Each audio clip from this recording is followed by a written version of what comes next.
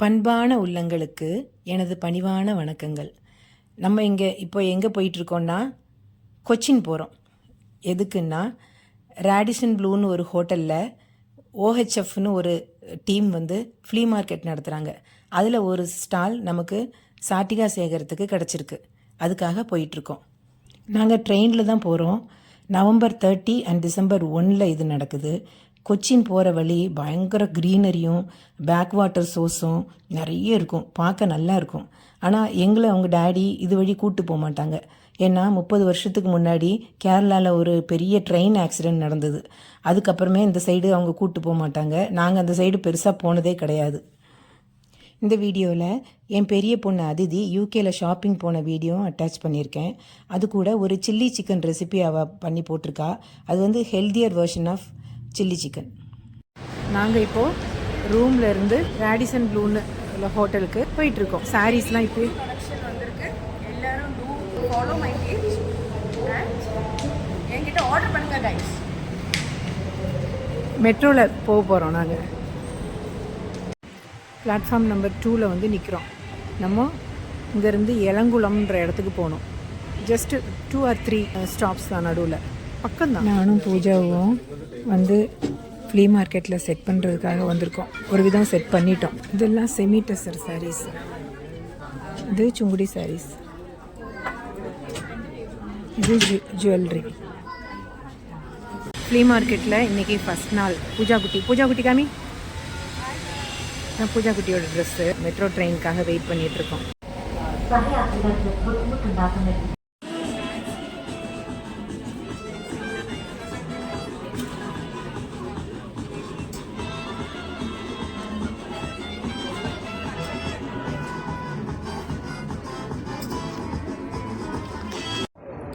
Flea market முடிஞ்சு நாங்கள் ட்ரிவாண்ட்ரம் போயிட்டுருக்கோம். ஃப்ளீ மார்க்கெட்டில் பிஸ்னஸ்லாம் சூப்பராக இருந்தது. இப்போது நாங்கள் போகிற ட்ரெயின் வந்தே பாரத். சூப்பராக இருந்தது. வந்தே பாரத்தில் வித் ஃபுட் ஆகும். ஹலோ வணக்கம், எல்லோரும் எப்படி இருக்கீங்க? நம்ம இன்றைக்கி ஒரு ரொம்ப ரொம்ப ரொம்ப ஈஸியான ஒரு சில்லி சிக்கன் தான் பண்ண போகிறோம். இது ஒரு ஃபேமஸ் ட்ரிவாண்ட்ரத்தில் ஓப்பன் ஹவுஸ்னு ஒரு கடை இருக்குது. அந்த கடையோட சில்லி சிக்கன் சாப்பிடாத ட்ரிவாண்ட்ரம் பீப்புளே இருக்க மாட்டாங்க. அவ்வளோ டேஸ்ட்டாக இருக்கும். அந்த சில்லி சிக்கன் தான் எனக்கு பண்ண போகிறேன். இது ஆயிலி ஃப்ரைடு அந்த மாதிரிலாம் கிடையாது. நான் கொஞ்சமாக ஜஸ்ட் ஒரு ஸ்பூன் ஆயில் ஊற்றி சிக்கன் கட் பண்ணி உள்ளே போட்டிருக்கேன். வேறு ஒன்றுமே பண்ணல. இந்த ஓப்பன் ஹவுஸ் சில்லி சிக்கனை சாப்பிடாத ட்ரிவாண்ட்ரம் பீப்புளே இருக்க மாட்டாங்க. ஏன்னா இது அவ்வளோ டேஸ்டி, அவ்வளோ ஃபேமஸ். இது நம்ம சிக்கன் ஃப்ரை பண்ணி அப்புறம் ஆனியன்லாம் வதக்கி அதில் போட்டு அப்படி கிடையாது. ஃபஸ்ட்டு எடுத்தோடனே கொஞ்சமாக ஆயில் ஊற்றிருக்கேன். ஒரு 1.5 ஸ்பூன் தான், ரொம்ப நிறைய இல்லை. அதுக்கு மேலே சிக்கன் கட் பண்ணி போட்டிருக்கேன். போட்டு ஜஸ்ட் பரட்டிக்கிட்டே இருக்கேன். அவ்வளோதான். கொஞ்சம் நேரம் அப்படியே அந்த சிக்கன் அந்த ஆயிலில் ஒன்று ரோஸ்ட் ஆகணும். அவ்வளோதான். பொரிக்கிறது மாதிரி அப்படிலாம் கிடையாது. ஜஸ்ட்டு அந்த கொஞ்சோண்டு 1 ஸ்பூன் ஆயிலில் ஜஸ்ட் ஒன்று இந்த சிக்கன் குக் ஆகுது. அவ்வளோதான். ஓப்பன் பண்ணி வச்சு இப்படியே தான் குக் பண்ண போகிறேன். ஒரு 5 மினிட்ஸ் கழிச்சு எப்படி இருக்குன்னு காட்டுறேன். சிக்கன் ஒரு 2 மினிட்ஸ் ஆகிடுச்சு. பாருங்கள், எல்லாம் ஒயிட்டாக வர ஆரம்பிச்சிட்டு பாருங்கள் இந்த மாதிரி. ஸோ இதுக்கு தேவையானது நான் காட்டுறேன். இஞ்சி கொஞ்சம் வேணும். இதெல்லாம் பொடி பொடியாக கட் பண்ணிக்கணும். கார்லிக் வேணும். க்ரீன் சில்லி நிறையா வேணும். நான் ஒரு 1.5 kg சிக்கன் வச்சுருக்கேன். அதுக்கு ஒரு 15 க்ரீன் சில்லியாவது வேணும். ஆனியன்ஸ் எனக்கு பெரிய ஆனியன். இது வீடியோவில் அவ்வளோ பெருசாக தெரியல. ஆனால் எனக்கு ரொம்ப பெருசு. என் கை பாருங்கள், என் கை வச்சு பாருங்கள், தெரியுதா? ரொம்ப பெரிய ஆனியன். அதனால தான் திரிய வச்சுருக்கேன். இல்லைன்னா நம்ம இந்தியன் சைஸ்லாம் சின்ன ஆனியனாக இருந்ததுன்னா ஒரு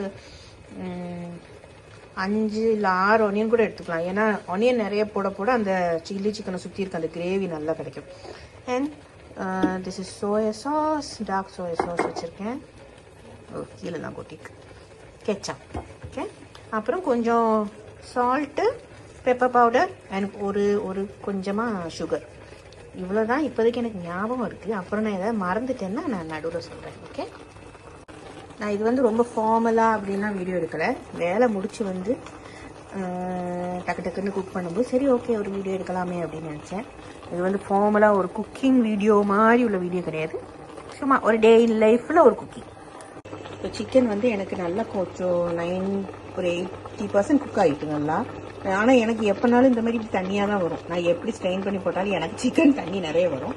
ஸோ நார்மலாக எல்லோரும் பண்ணுற வீடியோலலாம் பார்க்கும்போது அப்படியே ட்ரையாக ஆக்கிடுவாங்க, கீழே எண்ணெய் மட்டும் இருக்க மாதிரி. எனக்கு அந்த மாதிரி வரவே வராது. ஸோ இந்த சிக்கன் உங்களுக்கு இப்படி வந்ததுன்னா நீங்கள் இந்த மாதிரி பண்ணுங்கள். ட்ரையாக வந்தாலும் பரவாயில்ல, கொஞ்சம் தண்ணி ஊற்றிக்கலாம்.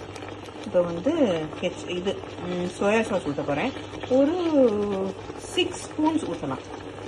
ஸோ என்னோடது கை கணக்கு தான்.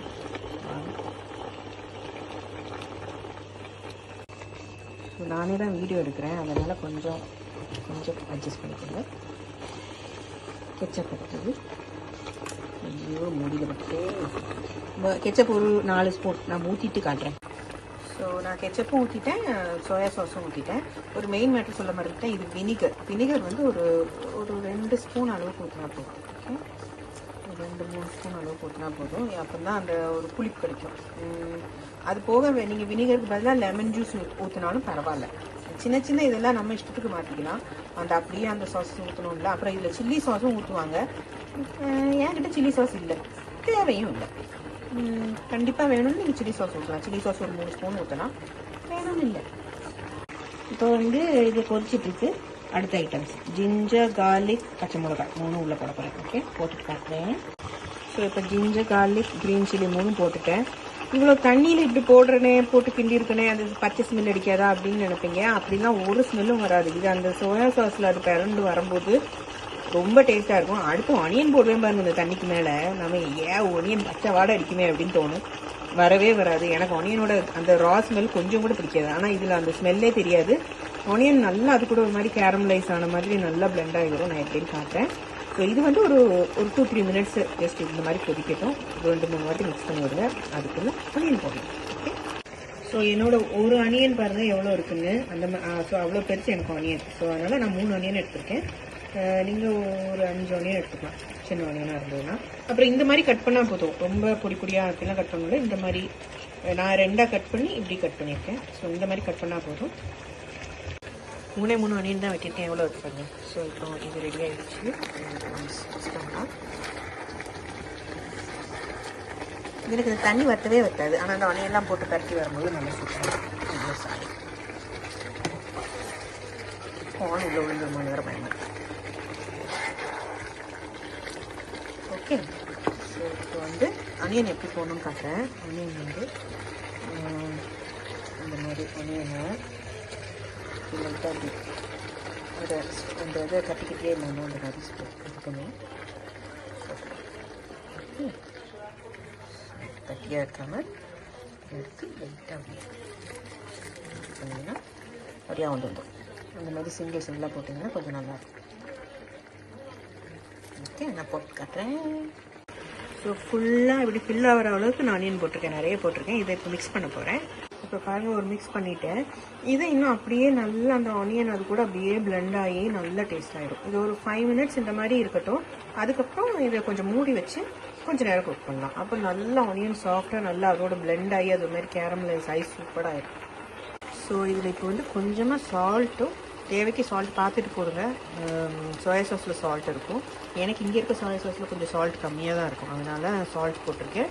கொஞ்சமாக ஒரு 1/2 ஸ்பூன் சுகர் போட்டிருக்கேன். போட்டுட்டு நல்லா மிக்ஸ் பண்ணிவிட்டேன். இன்னும் கொஞ்சமாக ஒரு 1/4 கப்பு லைட்டாக கொஞ்சமாக தண்ணி ஊற்றி மூடி வச்சு கொஞ்சம் நேரம் குக் பண்ணலாம். ஒரு 5 மினிட்ஸ் மொத்தமே, அவ்வளோதான், ரெடி ஆயிடும்.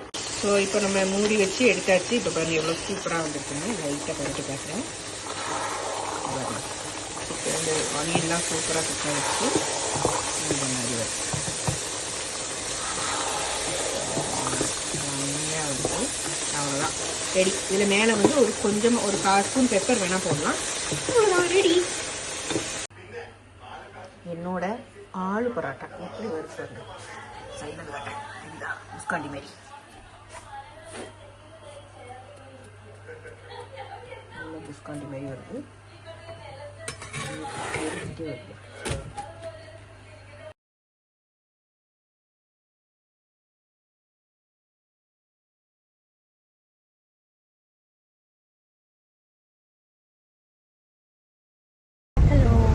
நம்ம வந்து காஸ்ட்லி பாயிண்ட்னு ஒரு இடத்துல ஷாப்பிங் போகிறோம். சும்மா ஒரு ஜஸ்ட் லைக் தேட் ஒரு ஷாப்பிங் போகிறோம். கொஞ்சம் பிக்ஸ் அண்ட் பீசஸ் நான் கொஞ்சம் காட்டுறேன். ஓகே, போகிற ரூட் கொஞ்சம் பார்க்கலாமா?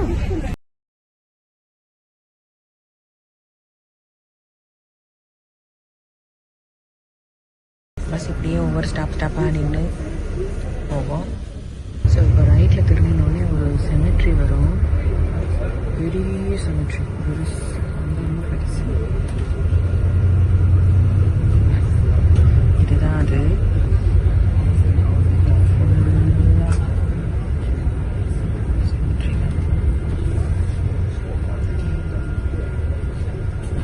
இங்கே வந்து நல்லா அழகாக கார்டன் மாதிரி செட் பண்ணி ஒவ்வொரு இதுக்கும் கீழே வந்து நல்ல ஃப்ளவர்ஸ் நிறைய வச்சு பிளான்ஸ் நிறைய போட்டு வச்சு அப்படிலாம் இருக்கும். கொஞ்சம் ஒரு மாதிரி நல்லா அழகாக இருக்கும் பார்க்க. பயமாக இருக்காது ரொம்ப, ஆனால் கொஞ்சம் பயமாக இருக்கும்.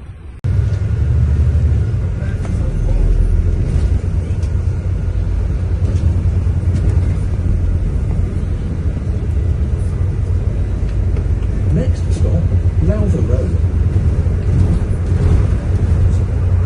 இது ரொம்ப ரொம்ப பெருசு, நல்ல ஏக்கர் தான் நிறைய இடம் இருக்குது.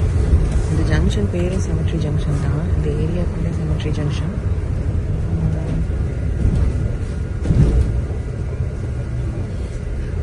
இந்த மாதிரி போய்கிட்டே இருக்கும் ரொம்ப தூரம்.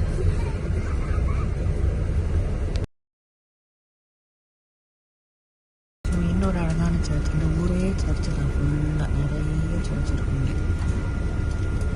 ஒன்று இதுக்கு ஆப்போசிட்டே இன்னொன்று இருக்குது, ஆனால் நான் எந்த சைடு பண்ணுறதுனால தெரியாது.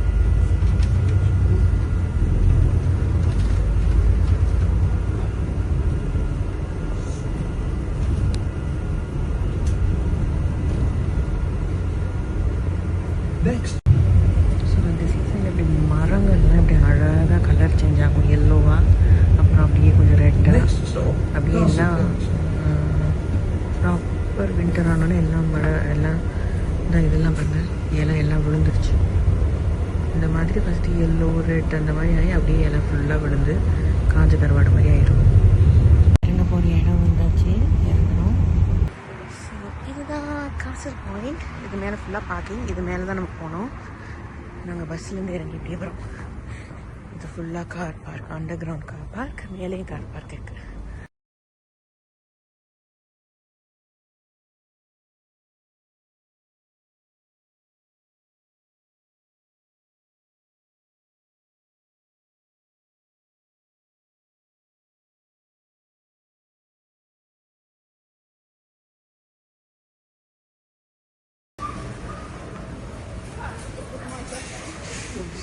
இது ஃபுல்லாக ஷாப்பிங் ஏரியா தான். இங்கேருந்து இங்கே வரைக்கும் ஃபுல்லாக இதெல்லாம் ஒவ்வொரு கடை.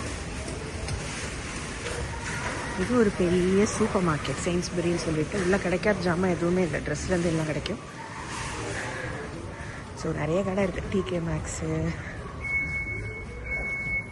ராபர்ட் டயாஸு, அந்த மாதிரி பூட்ஸ், நெக்ஸ்ட்டு எம்என்எஸ்ஸு, அப்புறம் இது ஃபுல்லாக ஷாப்பிங் ஏரியா. நாங்கள் வந்து இப்போ வின்டருக்கு குள்ளாலாம் வாங்கிட்டுருக்கோம்.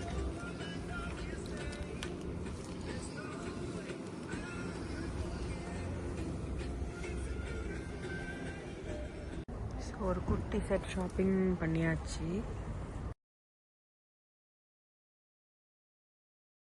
அண்ணா தெரியுறாரே நீலா, எத்தனை மணிக்கு தெரியுமா வெளியே இருக்காரு?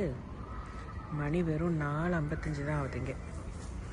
5 மணி ஆனோடனே கரு கரு கரு கருன்னு இருட்டிக்கிறோம். இன்னும் மணி கரெக்டாக 4:50 தான் ஆகுது. இந்த நெக்ஸ்ட்டு உள்ள ஷாப்பில் அழகாக டெக்கரேட் பண்ணியிருக்காங்க, ரொம்ப பியூட்டிஃபுல்லாக இருக்குது. சரி, ஓகே, உங்களுக்கும் காட்டலாம் அப்படின்னு நினச்சேன்.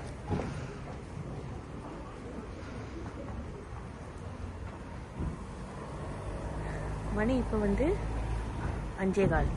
ஸோ இது வந்து கோலர்ஸ் சாக்லேட். இது வந்து ஜெர்மன் சாக்லேட்னு நினைக்கிறேன். ஆமாம், லக்ஸுரி ஜெர்மன் சாக்லேட். ஸோ நாங்கள் இதை வாங்க போகிறோம். காணிக்கி காணிக்கி காணிக்கி. ஆஹா, കഴിക്ക് കഴിക്ക്, ഇറ്റ്സ് ഓക്കെ.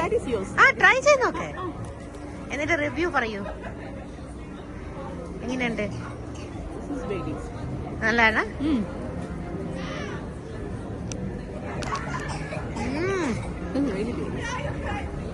എന്റെ പൊന്നെ, കുഴപ്പമില്ല. അതിന് അവരുടെ അച്ഛനമ്മ വേണമെങ്കിൽ വാങ്ങിച്ചു കൊടുക്കണം. ഹായ് ഗൈസ്, എന്നോട് ചോക്ലേറ്റ് പണ്ട്. അടുത്ത ദിവസം നമുക്ക് അടുത്ത ട്രൈ.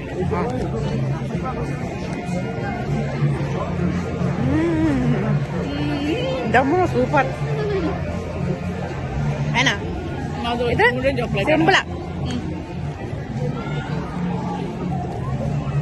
உள்ள ஒரு மாதிரி അത് എപ്പടി ക്രീം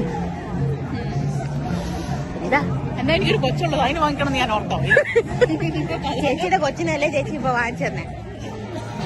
താങ്ക് യു.